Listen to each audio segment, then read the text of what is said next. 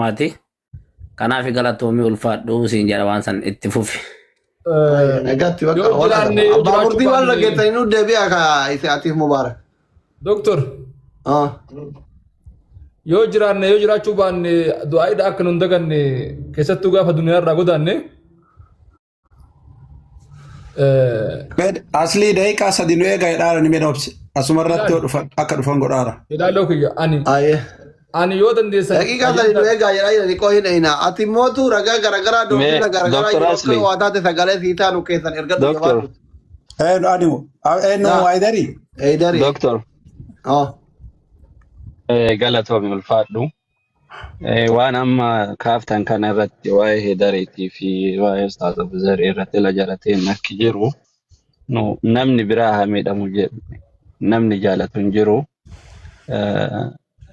Wanni xiqqoo qalbiin teenya haanu wanni jechuu barbaade waan amma Bilaal harkaa qabu kana mee haa dhufu sun rakkoon qabu sun achi mana huma rakkoon qabu wanni amma isin kaaftan ufumaa fiddanii ufuma araarallee buuftanan. Dhugaan lafa jiru tokko maali wanni kun dhugaa parsentii 95 ol nu'uu amma bare haga amanu nu gootanii jechuudha anatu amma kaleessa raana waan kana foo dhaabbataa ture maaluma amanuu isin dhoogge sila iyyaan argaa jirtu mee naa obsaa ka naa obsaa waan maaltu amanuu isin dhoogge naa obsaa fi mushkila naa obsaa ka waan jedheeftu jira nama kana waliin haasaa ture gaafa inni miidhame irraa kaasee haga ammaatti jechuudha ilaala doktor nu amma waan kana keessa haqiiqa biyya sanillee hin jirru hin beeku akka namaatti akka saayibaatti beekaa waan inni natti himetu jira waan ofii kiyyaa beekutu jira waan beeku san ammoo waan kana jechuun fedhu as akka inni dhufu barbaada argatanii yoo wanni kunillee miileen dhibballee achi galee jiraate ta'e namni achi warri san baasaa roo hin jiru isinillee ammoo achi baasa jedhaan jirtan kun waa walee nu galchu waa'ee wadhabbii amma Heedarii fi yookiin isin ajjeefnaa maalillee wanni kanallee gahullee hin jiru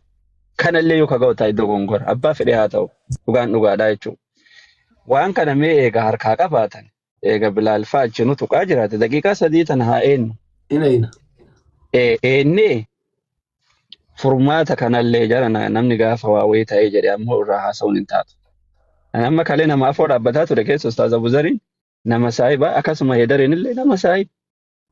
Afoo dhaabbataa ture sirrii miti wanni isin gootan dogongora jarri kanaa lamaan waliin mataa fiduu qabdan malee gara doktoraa gortanii nama sana amma akkas godhuu hin qabdanii. Yaada jedhu wal afoo dhaabbataa ture ta'ee amma dubbiin ufeeyyuu furmaata eegan dhuftanii waan kana akkasuma furmaata goonuu isiniin jechuun barbaada. Araara barbaada araara. Doktorle yaada koo kenna deemu gaafu. Yaanni buraanatti kenna deemu deeqa tokko sinu daangoo. Daqiiqaa sadii yaanni salphina obboleessa keetti ilaaltee deemtu re cufaanillee dadhabe. Dhaggeeffadhu galaa dhaggeeffadhu. Waan tokko jira. Sa'a torbaan walakkaa laayibirra jira bara boo qabsoo miti. Utuu kaleessa ijoolleen lapheenuma baattanii dhugaadhaa viidiyoo isin argitan shirnaa qotanii naan Aleksitaayee jalatti dhaqee argeera. Mormi isaa walitti galee wayii minaamni dhugaadhaa. Xaalibuu galchi dhiifama. Akka shamarrummaa keessanitti. Xaalibuu. Ustaaz Xaalibuu galchi. Qooyi warra isteetimantii baasee dhufe Ustaaz Xaalibuu lafa tokko warra dhimma harkaa qabu dhiifama hin dubbattan. Kanaafuu doktor. Abaaboo darba Ustaaz. Dubbicha warra gooloo mudate kanaafuu. Gawwii qabanii. Mee mubaarak qoy. Abaaboo darba Ustaaz yoo jiraattan. Lafa tokko barreessaa Ustaaz Xaalibuu barbaada warri walii tara. Akkanumaan barbaada abaaboon qabanillee hin beekanillee.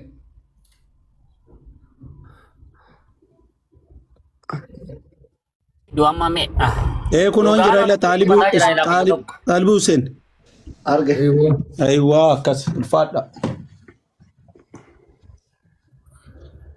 Alhamdulillah. Dhugaa baasuudhaaf isaanis warra geema guddaa taphataarani. Jazakumullahu khairan nu guddisa akkas. Salaamu alaikum.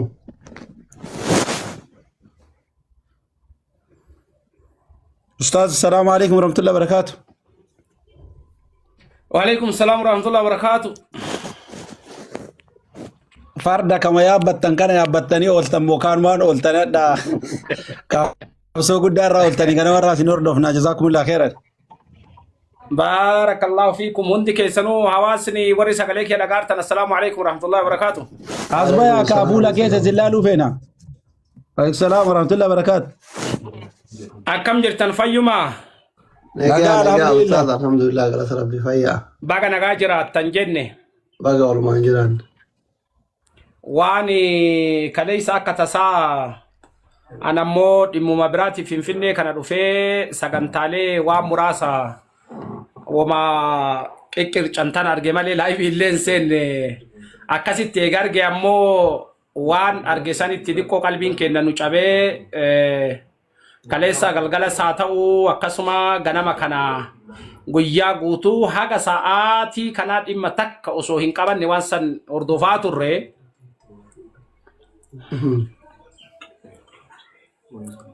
إنداغا مامي إنداغا دبدا daga hama sakalen إنداغا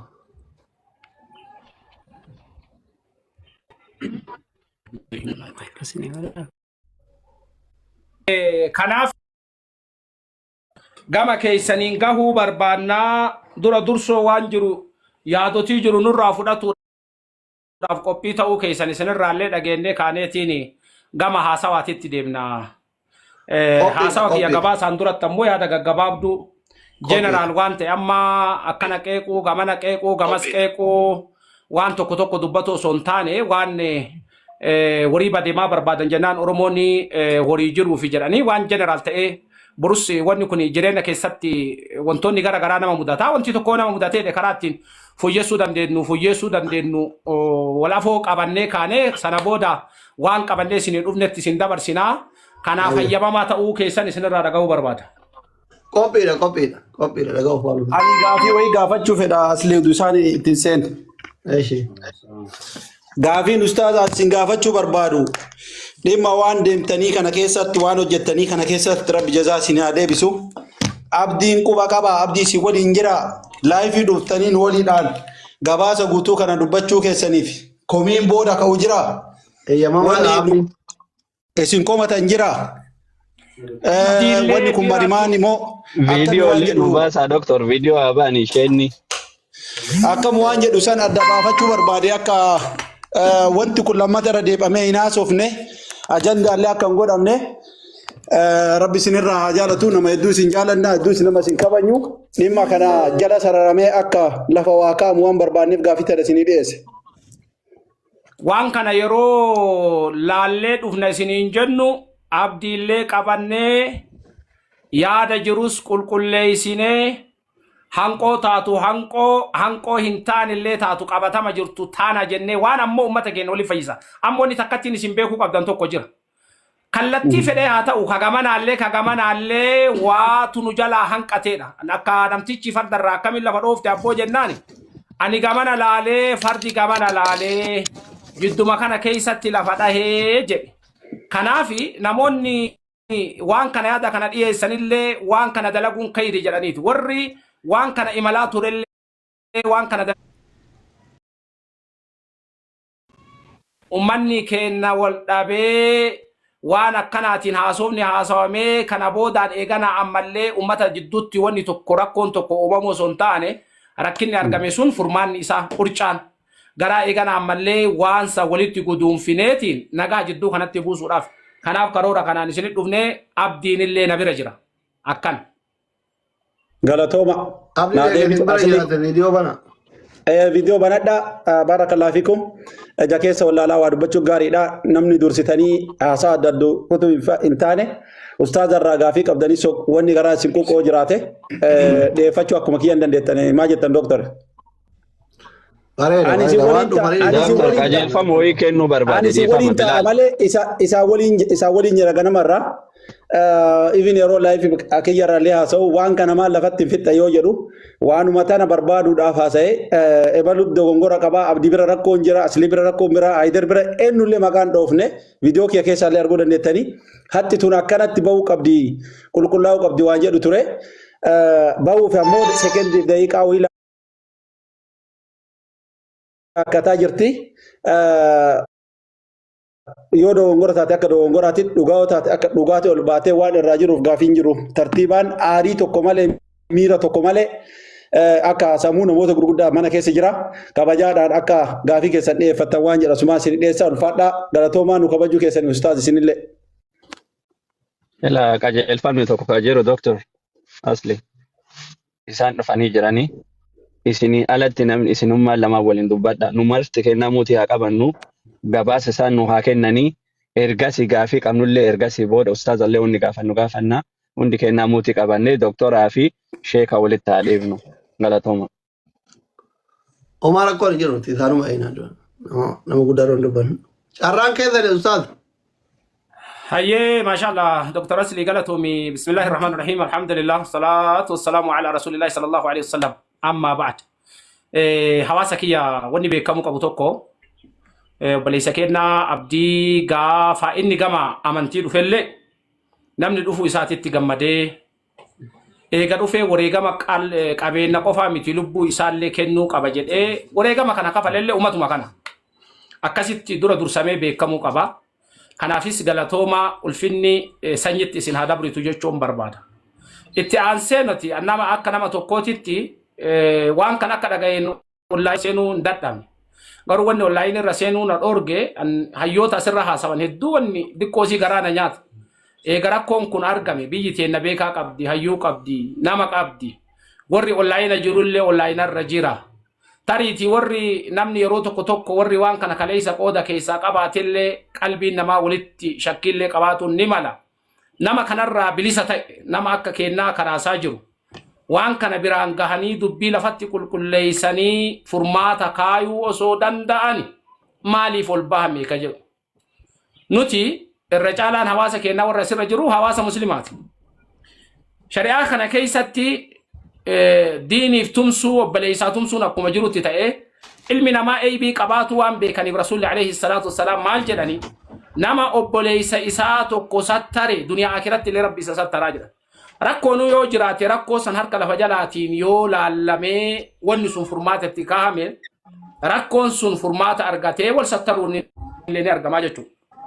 Yeroo nuti akkana teennee haasofnu kaleessallee kawaayee obboleessa kennaa abdii dubbatellee numa. Kaballaqa kendellee numa ka eegana ammallee waan hanqoon argama jedhee ummata dhageessisellee numaan tuni hawaasa kiyyaan haqiiqaa jiru isinitti himaa tan ammoo qalbii keessatti naa qabadha tokko wanni tokko yoo argame awwalumaa itti fiiguun hin barbaachisu qorannootti hajama qoree seeraa ijaaruutti hajama wama ufii hanqifneef homo fi tartiiba isaa balleessine tokko deebinee nama komatu hin qabnu dura durso namni tokko rakkate taanaan dhibame taanaan yookaan dhimma birootiif qarqaaramuu barbaachise taanaan namnummaan tokko dhufee nutti himee lafumaa ol kaanee girri jennee dhaloota bubbee ta'uun hayyoomni kenna eeysa beekomsi kenna eeysa namoomni kenna eeysa beekaa qabaatuun kenna eeysa ka duraaniin karooraan koree ijaarree lafaan kaan koreen gaafa ijaaramu tartiiba mataa isaa qaba koreen tartiiba mataa isaa qabachuun akkaawuntii nama dhuunfaa kana ta'uu irraa tartiiba nama amannu hayyuu biyyiti qabduun yoo ta'e wanni namni zanni illee walitti badee namni illee balbaltii isaa banamee yookaan harka keessa kaatuuf kun hin argamuu ture. Gaafa duraan argamnu illee jarjaraan itti seenna.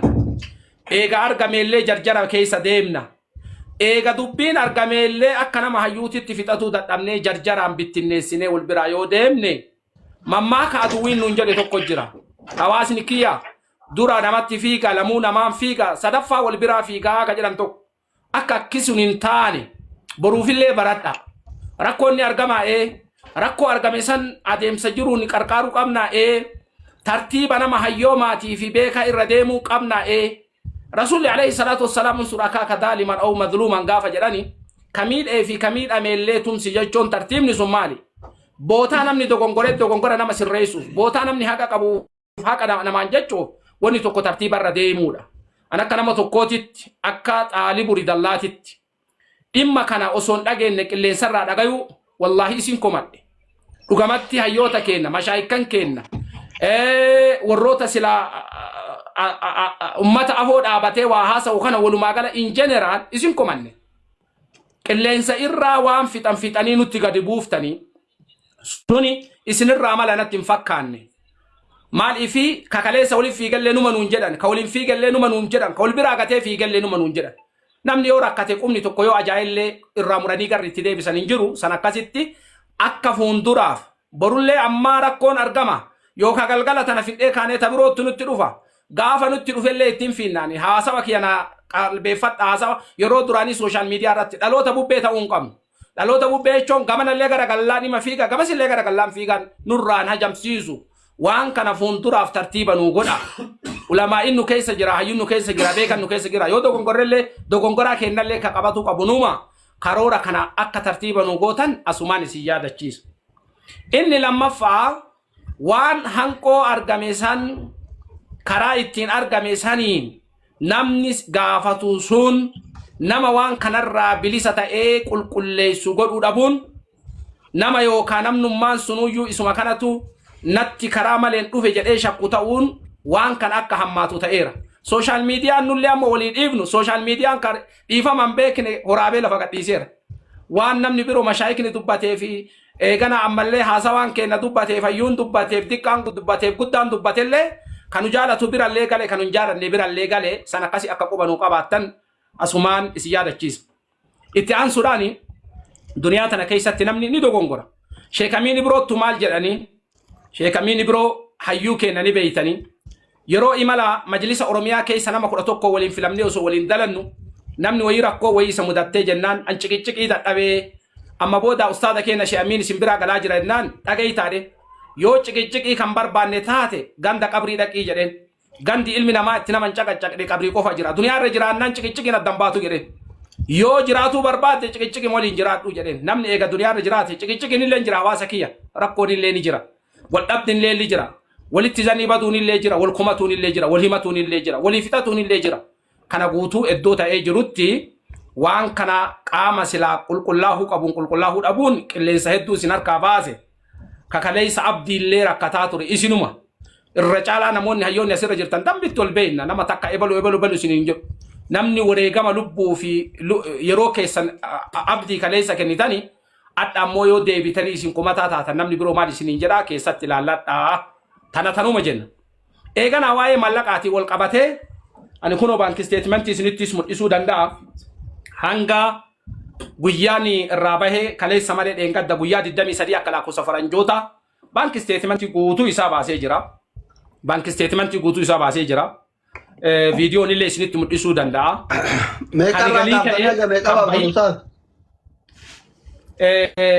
Gaafa abdiin mana yaalaa seene takka irraa jalqabee hanga guyyaa dheengaddaatti 23 itti baase. Baatii afurii. Baatii afurii. Ayyee dubartiisa.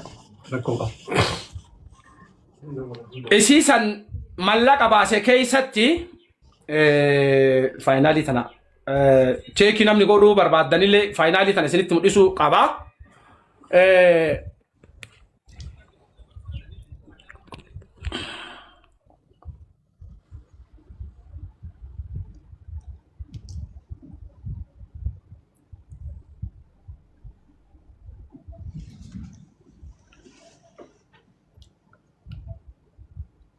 Akka argitan kana kunooti jechuudha. Mallaqni galee miliyoona 15 Diqqoo ol sirreessa. Okay, dhiifama. Eeyyuu akkasitti. Amma isin sirraa'e? Miliyoona 15 432 fi 81 saantima 37 jedha. Kani withdrawalii ta'e ka keessaa ba'e miliyoona 11 fi 41,517 akkasi. Mallaqni akkaawuntii irratti hafe hanga guyyaa kaleessa malee dheengaddaa miliyoona 4,300 fi 90,564 ta'uu isaa kanaadha mallaqi. Ustaada. Kaleessa inni bar kaleessa yoonni miliyoona 4,500 nu garsiise laayibii nama 18 irra. Dr. Asli kiyya bareedaa kiyya qoyme siifixa. Dhageeffadha siifixa jira koo dhageeffadha. Nuti 15 tana gaafa arginu 15 tana yeroo arginu 15 fi 16 jennee garaagarummaa jiru waan sanitti dubbatuudhaaf amma deemaa hin jirru. akkasuma mallee kun kijibaa san jenneetiin waan sanitti deemutti illee hin jirru. Birriin amma haqiiqaa jiru eeganu baafne guyyoota achi as ba'e sanillee baankii isteetimentiin akkatti baa. Garuu farqiin jiru mileen mataa rakkoo miti. An 10 jedhee isin 15 fiddan homaa rakkoon qabu tokkuma inni. Garuu ani isin dura illee dhaabachuun barbaadu. Siigalee jira bara waliigallee irraa bara. Haga guyyaa ati jettee nu amma waan haqiiqaa jiru san wal madaalchisuuf haga guyyaa ati jettee san finnee jechaa kiyya malee. Taniiti ati ka guyyaa kaleessaa ka guyyaa hadhaa ta'uu ni mala. Siigalee. Ka guyyaa kaleessaa ka hadhaa ta'uu danda'a haqiiqaa ka jiru kan amma kana wanni waan ani nama haasawa wanna haqiiqaa jirutti guyyaa isaallee sitti mul'isu mee guyyaa isaa okay. Me guyyaa yeroo takkatti. Homaa rakkoon qabu mileen uummataa. Kiristaanaan guddin ittuma uffaasidhaa isaa keessan malee asliini miileena 16 jedhee inni miileena 5 jedhee garaagarummaa guddaa jira. Shanii miti 15. Inni kaleessa. Inni miileena 4 akkasii Mubaarak.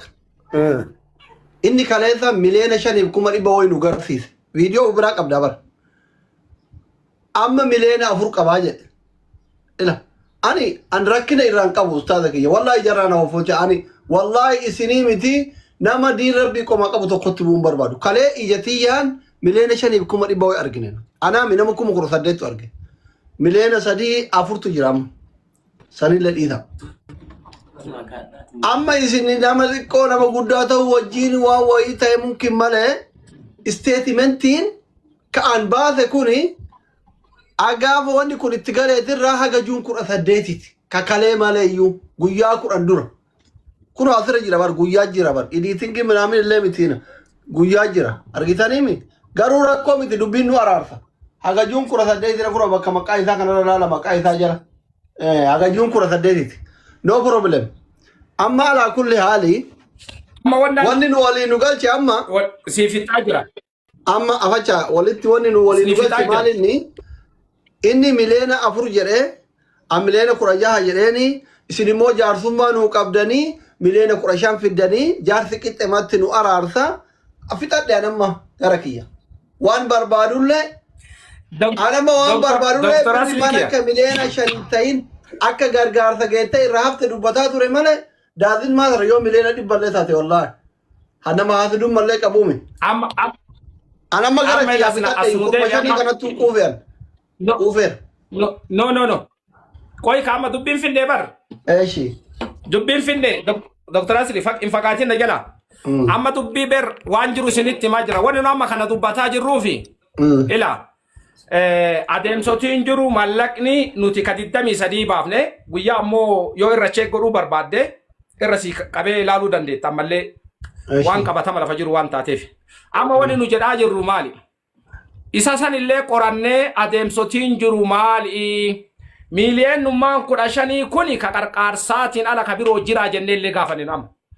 Mallaqni akkaawontiin inni qabu isa kana qofa. Mana rifeensaa qaba. Mana rifeensaa guyyaa meeqa gala? Torbaaniin meeqa argata? Namni hojjatu nama meeqa? Namni hojjatullee tilmaamne torbaaniin namni tokko waan argatullee tilmaamne wanni akkaawontii isaa irra galullee yoo tilmaamnu nuti. Torbaaniin namni warrootiin rifeensa muran sheerii walitti kuma 12 torbaaniin fudhatanii ji'atti meeqa ta'a sheerii addaan qoodama waan taateef ka jedhu tilmaamne ka ji'a 4 yeroo tilmaamnu mallaqni akkaawontii isaa irra galee akkaawontii isaa irraa deebi'eetiin mindaadhaaf keessaa kafalamee sana booda isaa hafu yeroo laallu arraawundi naannoo miiliyeena 2 ta'uu isaa mirkaneessine amma san qofatti illee hin dhaamne. Birriin miiliyeena 2 kan kiraayii manaatii fi ka hojjattootaati fi ka rifeensaa warra hojjatuuf warra sheerii irra galullee jira. Kun amma tiraanzekshiniidha malee jeneraalii ati noormaalii ni beeyta. Mallaqni akkaawontii tanarra tootaali magali. Ka namni tariiti fakkeenyaaf osoo namni tokko bira kaatellee galu ka yookaan achi booda irraa ba'ullee haaluma saniin jiraatee mallaqni qarqaarsaa qofa osoo hin taane mallaqni dalaggaa isaallee irra galuu mirkaneessine takka. Inni lammaffaa wanni haqiiqaa lafa jiru. Ka ammallee namni yeroo hedduu misunderstanding ittiin godhu koremmaan gama qarqaarsaatii waan kana itti deemaatiin ture abdii waan kana keessatti ol qabatee mallaqni yeroodhaaf haga gaafa yaala deemtuutitti akkaataa nutti himameedha. Haqiiqaa isaa immoo rabbiitu irraa beeka. haga gaafa deemtuuti mallaqni harka kan kee akkaawuntii irra yoo taa'ee jedhe wanni kun baduun ni mala. Mallaqni lafa taa'uuf waa irra taa'u garagara. Yeroo tokko illee namni yoonni tokko yoo jiraatee jedhe ittiin karaa tokko sosocho'a. Konkolaataa irra mallaqni osoo oole yaanni jedhu kore makana keessa kore hunda ta'us danda'a. Kore maan waan kana eegale jechuudha. Waan kana konkolaataa irra haa oolu jedhanii walii galan. Mallaqni naannoo miliyoona 3 wadhakkaa konkolaataa bitamee konkolaataan gaafa yaalaa fi abdiin deemu konkolaataan kun gurguramee sana booda eegana ammallee abdiin yaala akka deemu walii galan. Konkolaataa gaafa bitan kana namuu adeemsotii koreedhaa fi abbaan illee keessatti fa'aa argamu wanti horiin abbaa malee abba lammii hin qabu jedhanii waan inni illee bootaa sanitti fayyaa qabaatee waan kana adeemsa jiru kana abbummaadhaan jalan buuneef konkolaataa ka itti gurguratu sun illee akka inni waan kanaaf deemu waan argeefi mallaqni illee namni bira galuu kana waan irraa yaaduuf konkolaataa tartiiban qabne fuudhanii itti darbanii kaanii mallaqa irraa fudhatan miliyoona 3 wadhakka. Gaafa kaan eega yaalli ammoo tartiiba godhatee achi deemna jedhanii konkolaataa kana hin gurgurra yoo jedhan konkolaataan kun miliyoona 3 wadhakkaa kan ture girii isaati maal jedhanii rakkoo guddaa uumee konkolaataan wadhakkaa waan qara bitamee saniyyuu akka baasuu hin dandeenye jala